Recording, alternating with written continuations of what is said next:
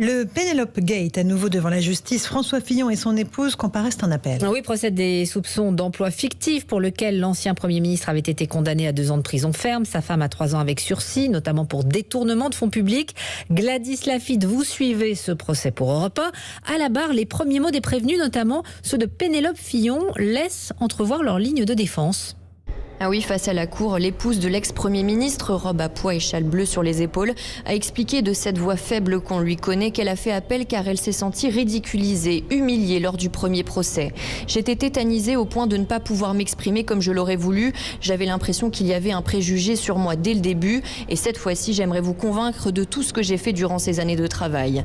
Son mari, François Fillon, retraité selon ses propres mots, conteste lui aussi, d'une voix plus grave et plus assurée, le premier jugement. Mais avant d'entendre ses arguments au cours des débats, son avocat torpille l'enquête qu'il cherche à faire annuler. Il y a quelque chose de pourri dans la procédure. François Fillon n'a pas reçu le même traitement judiciaire que tout autre justiciable.